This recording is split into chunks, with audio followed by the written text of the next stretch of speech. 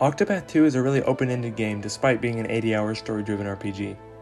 You've probably heard that exact same statement from plenty of game journalists, but they're usually talking about how you can choose between the different stories and branching paths and whatever. That's not what I'm talking about though. I personally really don't like the story anyway, but I'll spare you those criticisms.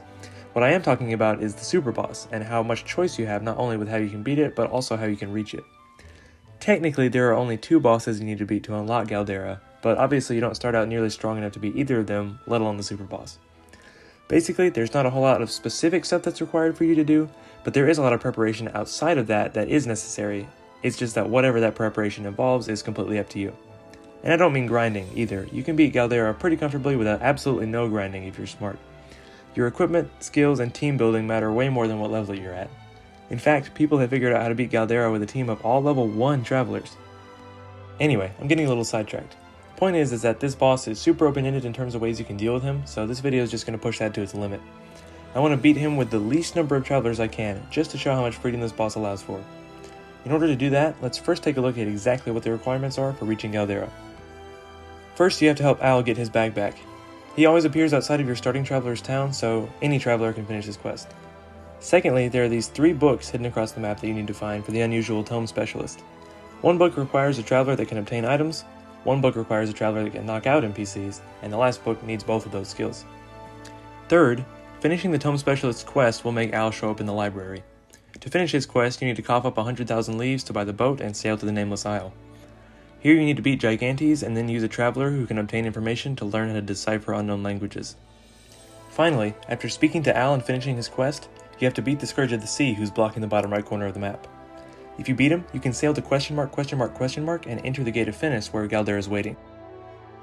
So, if we're going for minimum travelers, Particio is obviously required because buying the boat's part of one of his side stories. He can also purchase 2 of the books, which means that all that's left is knocking out NPCs and getting information. Casti is able to do both of those things, so it looks like the fewest number of travelers you would technically need is just 2. This is actually perfect though, because you would need 2 anyway, as you need at least 1 traveler to handle each of Galdera's phases. Well, that was easy enough, so all that's left to do is to actually do it. I loaded a save with Particio Chapter 1 already finished, and got to work, blissfully ignorant of what was to come. I knocked out the first requirement by getting Al's bag back before heading to Canal Brine to get the second and hopefully final character of the run. I went ahead and took the ferry, because I might as well, and headed to Beastling Village to get one of the books, which is the only reason you would ever want to visit this village. Since I was nearby, I stopped by the Cavern of Waves to get the XP augmenter. I got pretty lucky this time and didn't get mauled by the level 48 enemies, but I plan on doing a lot more sneaking around in these late game areas, so that's going to be an absolute pain without a couple of things. First, I went to the Hunter's Guild nearby to learn Heightened Senses, which increases my chances of getting a surprise attack, and by surprise attack I mean surprise running away. Using that, I very carefully made my way up to Winterbloom where I could get everyone's favorite skill, Evasive Maneuvers, which lowers the enemy encounter rate and keeps my sanity intact. Also, while I was here, I got the Rusty Sword from the Stone Quest, which is a surprise tool that'll help us later. Anyway, with the encounter rate lowered, I can officially sneak through high-level areas without pulling my hair out, which means I can swing by Cunning Creek and pick up the Rainbow Glass Bottle. This, combined with some of the other accessories I bought, makes 2 of the Inventor's items, which is all I need to unlock the most legendary ability in the game, a step ahead. Now I can continue to not engage with any of the enemies even more comfortably than before. Comfortably enough, even, to walk all the way to Gravel and give my Rusty Sword a makeover. It's not my favorite legendary weapon, but you know what they say, any legendary weapon is better than no legendary weapon. Speaking of powerful weapons, here's another one you can snag pretty early on. Just go to the Forsaken Graveyard in Montwise, and if you're lucky enough, you can pick up the Dark Slasher without much issue. This was extra great for me because Casti can use Sweeping Cleave to absolutely flatten all enemies in an encounter. High on my newfound power, I went to the Starfall Spring and demolished everything in sight, including the boss. This didn't really get me anything, but it was fun to finally be strong enough to kill stuff for once.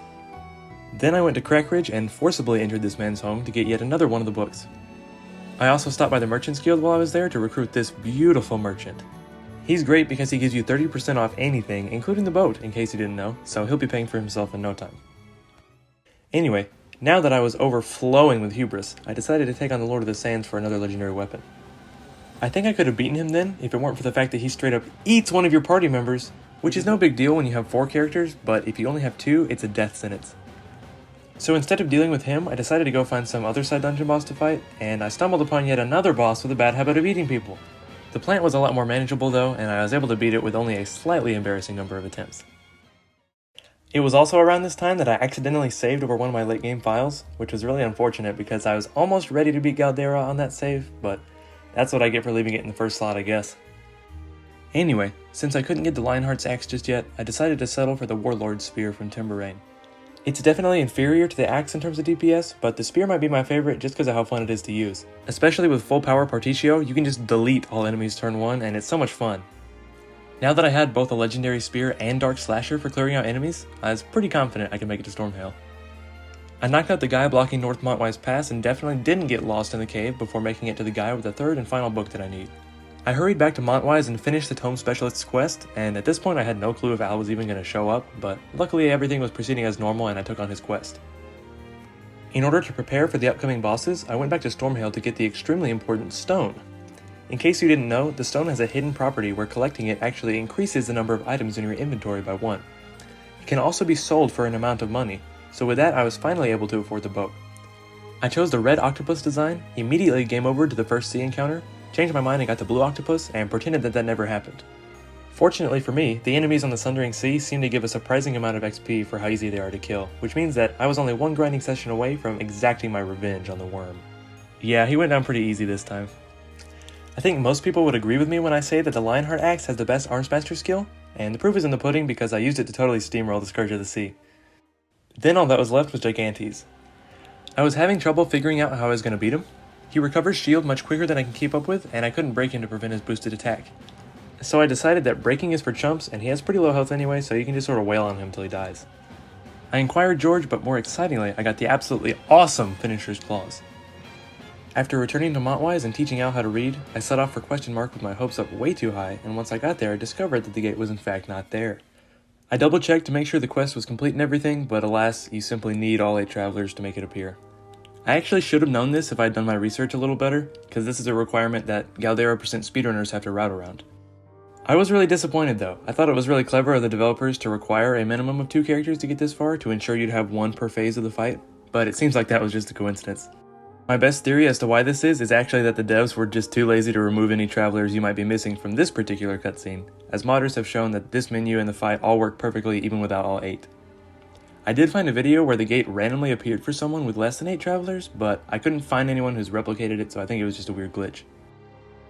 Speaking of weird glitches, after I had, begrudgingly, recruited the other 6 travelers, I went back to Question Mark, only to discover that the gate still wasn't there. I couldn't figure out what was wrong. I had completed Al's second quest, and I had all 8 travelers. I asked around on Discord to make sure I wasn't going insane, but no one could figure out what I was missing. Luckily, and I mean luckily, I still had a save back at the Quicksand Gal 3 bosses earlier I could restart from, so I fought the stupid worm and the stupid lizard and the stupid sea creature thing all over again, and this time I was very careful not to go anywhere near Al before I had all 8 travelers. Once I did, I finished the quest, went back to Question Mark, and lo and behold, the gate was there. Absolutely no clue why it wasn't opening before. Either way, the gate was there so I could start prepping for the final battle. I went ahead and steamrolled the battle-worn shark to get access to my favorite grinding spot, the Curious Nest. It's so good for grinding because the encounter rate is through the roof, especially the Forbidden Shield. I wasn't quite ready to take on the Tyranno Drake, so I went ahead and collected some more legendary weapons. I got the staff and then challenged the Behemoth for the bow. His signature move is that he can petrify you, but it wasn't that big of a deal, and that will definitely be the last time I ever have to deal with petrification this run, and it won't cause any more problems later on. Now I had all the weapons, not that they're all going to be that helpful, but I wasn't sure what else to do. I did have this idea to use the Eye of Calamity, which lowers your offense at the start of battle, but gives you pretty sweet stat boosts. The idea was to use preventative measures to counteract this, so I went down to the Ivory Ravine to fight the Deep One. This guy was really tough. He had a lot of shield to chew through before he pulls out the 7th Calamity. Eventually I did manage to just barely beat him by timing my break just before he uses mutation, so he spends as little time as possible in his second phase. There was this girl down there, and it sounded like she needed to be saved or something, but I'd have to give up my 30% off merchant, so yeah, have fun down here. I'm sure that won't come back to bite me. Anyway, it turns out preventative measures doesn't even work on the eye, so it's kind of a waste of time. I did go and get the Arcanist job to try and use Seal of Inversion instead, which worked, but you have to use a BP to make it consistent, and I've got more important things to be doing on turn 1 anyway. I was still really far away from being able to beat Galdera, so it was back to the grinding nest. I got to where I could use Aber's Reckoning to take out all enemies for easy grinding, and I managed to squeeze out a win against the Tyranno Drake. The issue at this point was that since I don't have access to most characters' stories, I don't have access to a lot of important equipment. Even stuff like upgraded accessories isn't even available because I don't have the right path actions. I did play through Cassie's story to get the battle-tested dagger for a slight improvement over the Lost Tribe dagger. but there wasn't much room to optimize without the rest of the cast. So after a lot of grinding and minor optimizations, I had reached level 80. It had taken a while, so I checked the spreadsheet to see how much more XP I needed, and it turns out at level 80 I had 1/10 of the XP I needed to get to level 99. In other words, I had around 500,000 XP, and I needed about 5 million more to reach 99. No problem, right? Just hire Alron and it's no big deal. Or at least that's what I naively thought at the time. I finished Partitio's story and started Misha's side quest, only to discover that this fine gentleman, who you need to get information from, only appears at night, and Cassie forgets how to speak after the sun goes down, meaning Alron is off limits. So I was looking at another 25 to 30 hours of grinding if I wanted to get to 99. Unfortunately, I have a life and more importantly an indie game to develop, and I am not prepared to spend eternity slaughtering the same 3 Davy Boneses over and over again. I looked into grinding nuts instead, but I think that would be even more time consuming, so that's a no. So, despite all that, I optimized the mess out of my Partitio build. I didn't even want to think about what I was going to do with Cassie, and went on a shopping spree in which I bought every nut I could get my hands on. All I could do now was scour the spreadsheet for equipment that might be slightly better, and I did find something actually. There's this thing called the Sister's Amulet, which gives you plus 100 speed and plus 100 crit. For some reason, I thought it was locked behind another traveler's story, but apparently not. Guess who has it? It's that girl I abandoned at the bottom of the ravine 8 hours ago. I'm really going to miss my merchant. He served me really well. It's okay though, I was going to have to replace him anyway. I found this soldier who you can summon for strength and speed, so that's pretty sweet. Unfortunately, it's very hard to get him to cooperate sometimes, and he has a bad habit of accidentally killing himself, but I figured I'd just make it work. Anyway, my build was just about as optimized as it was going to get. The plan was to use a Wind Soul Stone plus the max boost Beasting Hired help to break all the souls and then finish with Aber's Reckoning, but after that I had no clue what to do. They'd all just be back in a few turns anyway, and I just couldn't figure out how to do enough damage to the eye. I probably should have thought about this more at the start of the run. The only character I've ever actually seen solo Galdera is Throne, because she can just spam her limit with Reinforcing Jam and Abers. Unfortunately, it was just too hard to even survive, let alone hit the kind of numbers I needed to win, so I had no choice but to give up. So thanks for watching. Be sure to like, comment, subscribe. No, of course I'm kidding. I use this interesting technique called cheating to simulate what it would be like if I had no life and grinded out nuts to get max stats and max money. Now I've got something I can work with. Technically everything you're about to see is normally possible with enough dedication. I'm still only using equipment available to Cassie and Partitio, and I only use cheats to simulate grinding up maxed out characters. You also can't normally leave dead people in the tavern, so I artificially edited everyone else's HP to be 0 so they don't get in the way. And finally, just for transparency's sake, what you're about to see is not a consecutive run. I recorded the first phase normally, and then used cheats to skip the first phase on subsequent attempts while I learned and recorded the second phase. I did it this way just because I didn't want to have to do the very tedious eye fight every single time I wanted to test something in the second phase, although it is definitely possible and honestly probably pretty consistent to beat both phases consecutively. Originally, I had Partitio take on the eye and Cassie fight Galdera because I found a way for Partitio to kill the eye very easily, and I wasn't sure how I would have done that with Cassie. Unfortunately though, in the very last part against Galdera's body, he always uses all 6 of his moves before repeating any, which is problematic because one of those moves happens to be an unavoidable instant death attack on one party member. Obviously this is really bad because I only have one party member, so you basically have to kill him within 2 turns or else you just die. I couldn't figure out a way for Cassie to pull this off, but my brother suggested that I use my original plan for Partitio against the eye and adapt it for phase 2 instead, which I'll explain in a minute. Then all I had to do was figure out how Cassie would take care of the eye, and I was set. So here's an explanation of the plan. Cassie has both the Fang of Ferocity and Finisher's Claws equipped, so as long as she has either a buff from her concoctions or from being at max health, she can take out all the souls with 1 Abers. Now, the eye has 4 different phases in and of itself, so I need to do some setup in the first phase that will make the later parts possible. First, she uses HP Thief as well as a regular knife attack to reduce the eye's shield by 3, setting up for a well-timed break later on. Then, she hits him with a fully boosted surprise attack on a turn where she goes first to deal around 30,000 damage. This extra damage sets up the eye's phase transitions, which are based on his remaining health, in such a way that I'll be able to take out the final phase before the eye can act. Then, between soul summons, she hits him with 2 Abers to put him in the phase where the souls have shifting elemental weaknesses.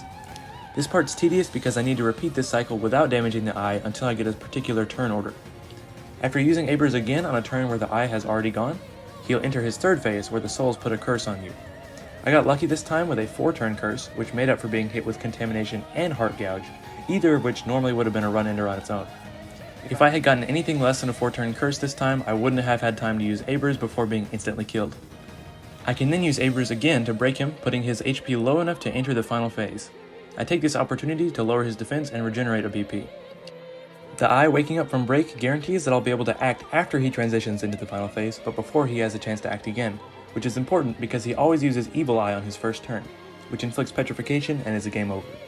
I couldn't use the Divine Necklace to bypass this either, because without the Fang and Claws, Casty can't deal enough damage to consistently kill all the souls in one turn, which would be an absolute pain. Regardless, hitting him with one last Abers will barely kill. Moving on to Galdera, Particio immediately opens with Abers, which is purposefully not powered up by any buffs. If he buffed himself first, he would deal too much damage and switch the extremities to their second phase, which triggers when they go below half health. This isn't problematic for the Maw and Blade, but it's a big problem for the arm, as when it's below half health it will always use Binding Darkness, which incapacitates a party member until the arm's broken. Particio has no friends to free him from the arm, so it's a game over if that happens. Anyway, then Particio summons a soldier who will hopefully cooperate. Soldier can do one of three things on his turn: a useless slash, use a healing grape, or buff Particio's strength and speed, which is what we want. Basically, we just have to pray that he'll do what he's supposed to do at the right time so I can deal enough damage. While waiting for him to cooperate, Particio also needs to use Armor Corrosive on the arm to set up for the kill. This part can take some time since there's a lot of things that need to line up in order for this to work. Particio needs to use Abers Reckoning while he has strength and speed up, and while the arm has defense down, and all of this can be thwarted by any of the following: the body using Augmentation, the body using Auspices of the Fallen, the arm using Physical Seal, the arm using Weakness, the Maw using Shadow Eye, the Maw using Consume Soul, the Blade using Shrieking Blade, or the Blade using Vorpal Strike. But, as long as none of those things happen, Particio can use Abers to kill the arm. If not, he can just wait patiently for his next opportunity while he snacks on jam. Now the Maw and Blade will enter their next phase, which is not really a big deal. Particio can then use Abers again to take out the Maw. The Blade should still be alive because it has the highest physical defense of the three. Then, Particio just has to wait for the soldier to give him enough buffs to last through the final phase of the fight. Once he's ready, he uses another Abers to take out the Blade, which triggers the final phase. Getting hit by Banished Soul is pretty much unavoidable, but honestly it's not that big of a deal thanks to Particio's latent power. As long as he survives until his next turn, he's just fine. Now, behold, the piece de resistance of the whole plan. How about you and I? Particio spins nearly 10 million leaves in order to get about 5 turns in a row, which is enough to lower Galdera's defense and use Abers 3 times to finish the fight and successfully bypass impending doom. It's pretty lucky it worked out that way because 10 million is the maximum amount of money you can even hold, so if it had been just 1 turn short, I would have been out of luck. Well, challenge complete, sort of. I mean, it's all technically possible in the base game, so I'm just going to call it close enough. If you haven't replayed the game through to Galdera after beating him the first time, I would highly recommend it. Maybe don't do a challenge as dumb as this one, but I will tell you a way I normally like to play the game. I don't play any of the story really, and I just go for the Superboss, and I always play trying to keep my actual level as low as possible, while still cobbling together a team that can beat Galdera. I know I just did a whole bunch of grinding on this run, but normally your level doesn't matter very much at all. Like I said, people figured out how to beat him with a level 1 team, so trying to win with as low a level as you can manage is always a fun challenge, especially since it's totally up to you what you do to prepare for the fight. You decide how, where, and even how much to prepare based on your comfort level with the boss, and I think that's a really fun design. Also, it just occurred to me while editing this video that I completely forgot that Hikari even existed, because he can knock out NPCs and get information, just like Casty, and I totally could have just used him instead. It probably would have been easier even, because Hikari has his learn skills, which probably could have been really useful. Sorry to all the Hikari fans out there, I guess. Anyway, this is not at all the kind of content I normally make, so if you liked the video, then I'm sorry, I guess, because I probably won't be making any more Octopath content in the future. I normally post devlog updates for this indie shoot 'em up I've been developing, as well as 1 credit clears of arcade games I've gotten. If you don't know what a shmup is, or even if you think you know what a shmup is, I recommend that you click here to check out this Ketsui replay I uploaded, or you can just click here to watch the uncut video of the full Galdera fight. Either way, thanks for your time, and I hope you enjoyed.